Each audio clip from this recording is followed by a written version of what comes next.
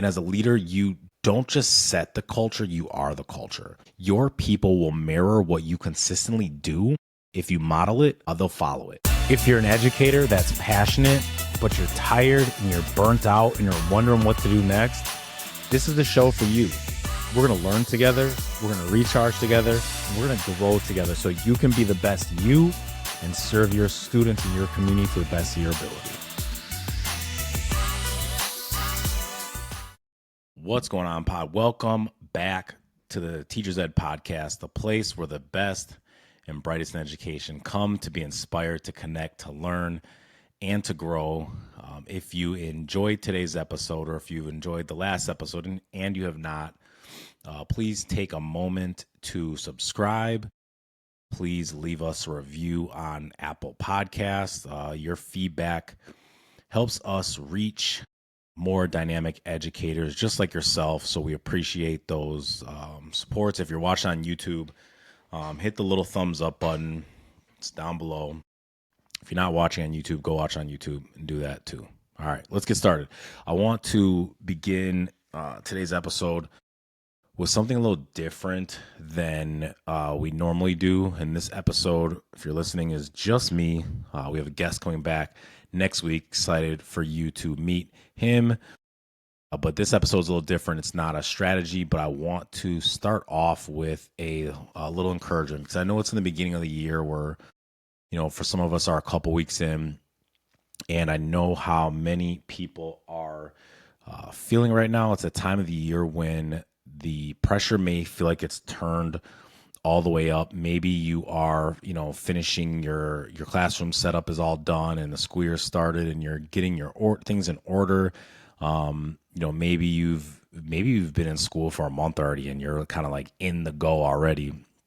But what you often see in the beginning of the year in schools is teachers and educators and, principals and whoever in education showing off their perfectly designed classrooms. The desks are in perfect row. The hallways are clean. The bulletin boards look like they belong in a teacher's ad. Leaders posting videos about their staff standing in circles. Everyone's happy. It's all polished. It's all beautiful. And I want to take a moment and just pause here and remind you that social media is just a highlight reel.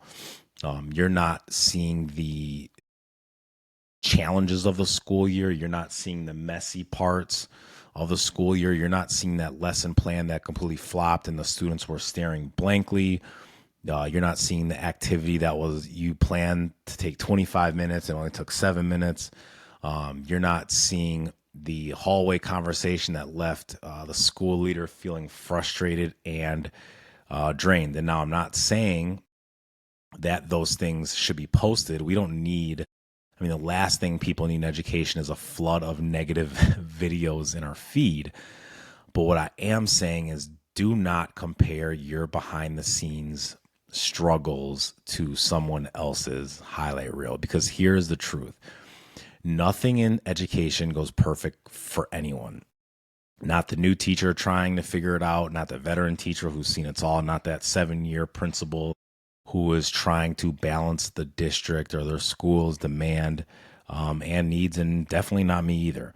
There are going to be days at things. There are going to be things in days at school that don't work, and that's okay. Your students don't need to be perfect, and you don't need to be perfect for your students. We in education just got to be present. If you're a school leader listening, your staff doesn't need you to be perfect. They just need you to be consistent. So if you've been telling yourself that I'm not doing enough, I'm already behind, I'll never, the year is already going and I feel like I'm steps away, I just want you to take a deep breath and let it sink in that you are just where you're supposed to be. You are doing just fine.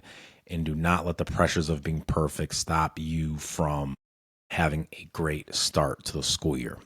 You're showing up, you're giving your best, and the fact that you're there, it tells me that you deeply care about your craft, your kids, your staff, and your school.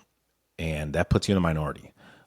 That alone makes you the type of person that wants to change lives. So what I want us to remember is don't compare your behind the scenes struggles in education to someone else's highlight reel in education. Nothing goes perfect for anyone, and that is okay. You are doing enough right here, right now. And with that encouragement in place, I want us to move into today's focus, and that is school culture. Culture is one of those words that gets thrown around all the time in schools. You hear it in district meetings, you hear it in PD sessions, you hear it in staff introductions, you see it written on the walls. Everyone always talks about culture, but not everyone understands where it really comes from. And here's my definition, is simply put: school culture is what leaders consistently allow and what leaders consistently do. That's it. That's the formula. It's not the posters in the hallway. It's not the pep rally in September. It's not the motivational slogan that you put on your shirts for your staff retreat over the summer. Culture lives in the daily habits of a school. If you allow gossip, it becomes culture. If you allow negativity to spread, that becomes culture. If you allow low expectations from your teachers, from your school leaders, from your staff, that becomes culture.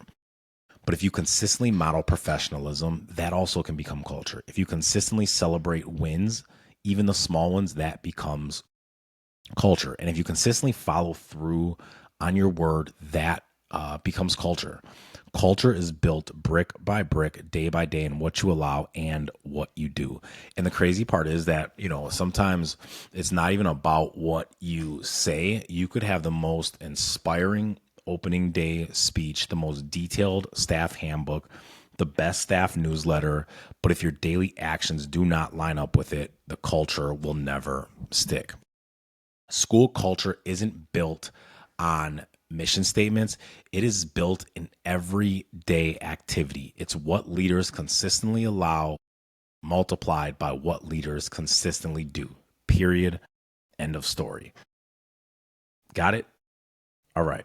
I want to take a quick break. I want to put you all up on something that I've really been enjoying since the school year started. And if you are a coffee drinker like me, you got to check out Rise Mushroom Coffee. It is packed with 6 different functional mushrooms that support focus, energy, gut health, and even can help you manage stress. For me, it's been super easy to make. It tastes great. I add a little bit of honey and it keeps me locked in without the same jitter or crashes that coffee can have when I have cup after cup after cup. So if you want to try Rise Mushroom Coffee, head over to risesuperfoods.com and use my code DeShazer for 15% off your purchase. So if you like coffee, give it a try. It's phenomenal. Tastes better, in my opinion, and there's a lot of health benefits to it that you will not get with normal coffee. All right, back to the show. So the first half of when we're talking about culture is what leaders will allow. And I have learned this the hard way, that what you ignore is what you endorse. Silence in a school is permission. And think about it. If a teacher is consistently cutting students down in a classroom with sarcasm or just inappropriate remarks or just taking subtle shots at them and you don't address it, you are saying that that is okay here. If staff members stroll into a meeting late and nothing is said, you are teaching your team that punctuality doesn't matter. If cliques form amongst teachers and staff members, and you exclude other people and they exclude other people from what is going on, you're silently approving division in your staff. And let's be honest, these things don't explode overnight. They creep in slowly. Before you know it, those little cracks become your culture. I've seen it play out. A couple years back, we had a staff member who was constantly negative. Every new idea that was brought, she had something to say and she shot it down. Every challenge that was brought up, she complained about it. And at first, for a little bit, because the person was a good teacher, we brushed it off because we didn't want to create conflict. But after months, I realized something. Their attitude was spreading. Other staff were starting to copy it, and even people who were normally positive were starting to show some of those same signs. And that was on me because I allowed it. And, here's the thing. Leaders don't always set the culture with big dramatic actions. Sometimes we set it by what we don't do.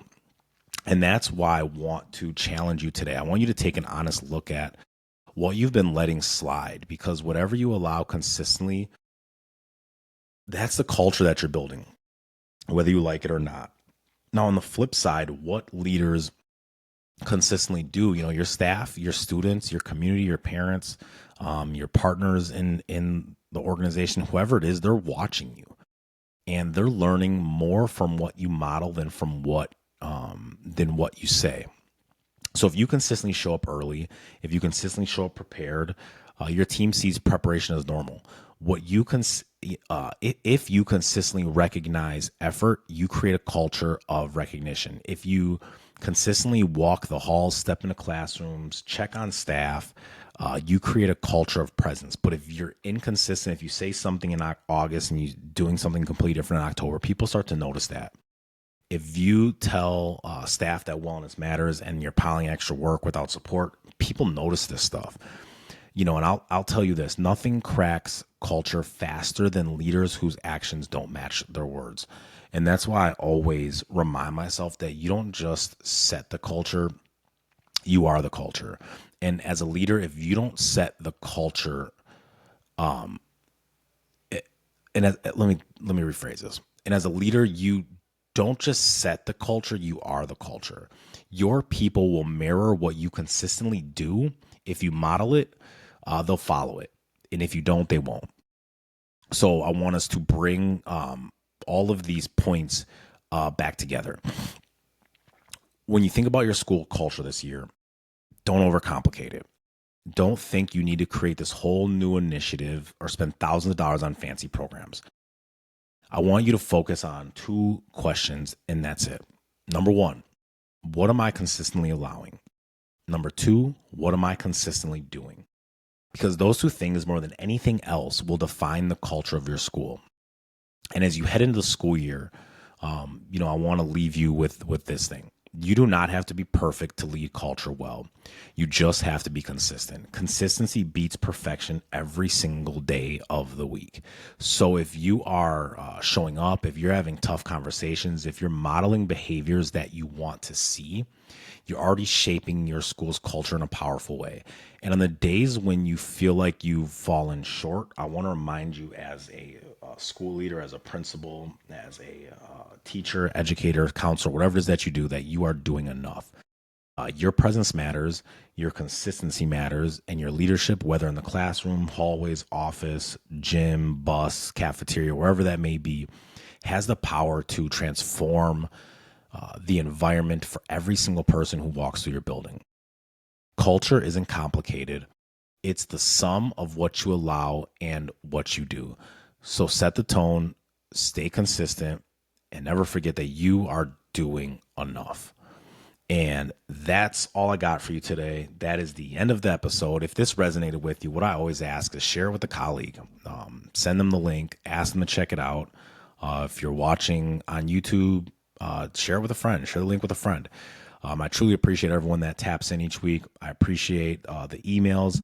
If you're interested in being a guest, feel free to reach out to me at ed@edwarddeshazer.org. I'm always looking for interesting people in education who want to get on here and share their story. I don't care, because I know there's always someone that's listening. It's like, well, I've never spoken, I've never been, I've never done a keynote, or I've never given a presentation, and that doesn't matter. If you are in education, you have a story to tell that can positively affect another educator. Feel free to reach out. Truly appreciate you all for tapping in. Again, please like, please subscribe. Please give it a review if you are listening on Apple Podcast. And please stay tapped in every week. Definitely appreciate you for tapping in. That is all I got for you today. Thanks for listening. Stay inspired, stay connected, and stay growing. See you all next week.